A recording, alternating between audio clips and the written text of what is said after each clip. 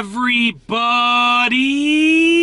I'm here today to show you and tell you how to know when to stop when reversing using a reverse camera. This will be an easy driving lesson, so let's get right into the video. As you can see, this is my reverse camera with my CRV, but I'm going to put the car in park just for now as I explain it. So, when you are reversing, first and foremost, you have to look everywhere. Use your mirrors, use your windows, use your windshields. You need to turn your head and look everywhere while reversing. You can't only use your reverse camera. However, the reverse camera will help you in knowing when to stop. Now, you can use your reverse camera when you're reversing for a parallel park, when you're reversing in a driveway, for any situation, and the camera is going to likely have different views to assist you in those situations. So I'm going to turn the transmission into reverse right now, and I'm going to show you the camera, and I'm going to show you exactly what it looks like. So with the transmission in reverse right now, you can see there are three different views over here. And sorry, I was just saying hi to someone through the window here.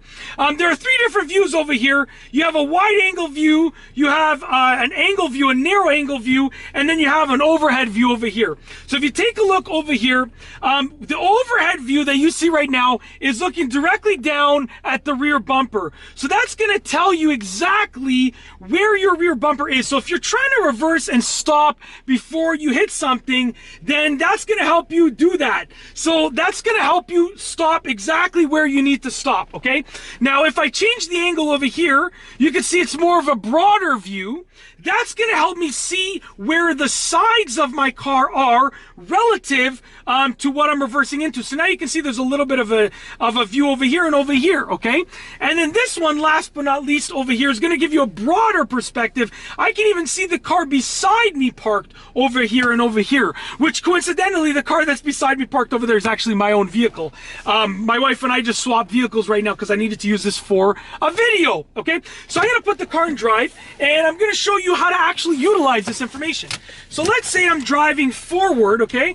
Let's say I'm reversing in, so I'm going to move forward. If I put the car in reverse and I start reversing in, I can start with the broad angle view to see where I am relative to the parking spot lines. Okay, and I'm still turning my head, looking out the windows, looking out the windshields and stuff like that.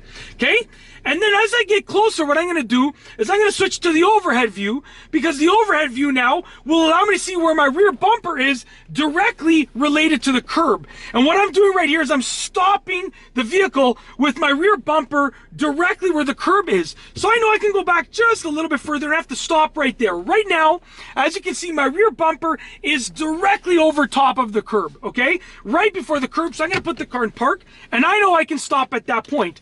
That is how to use the camera to know when to stop when reversing. So you can use it with different angles. Now, your reverse camera might have 2 angles, it might have 5 angles, I don't know.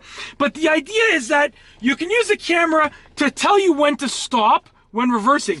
And if I was reversing into a driveway and I didn't need to stop at an exact line like a curb, then for instance, I would use something like this angle right here, where I get a better view of the whole driveway. So I know, where I am relative to anything else that might be in the driveway. That's basically it. If you like this video, please be sure to give it a thumbs up. Let me know what you think down below as a comment. And of course, be sure to subscribe for more great videos just like this one. And that's all I have for you today. Thanks for watching.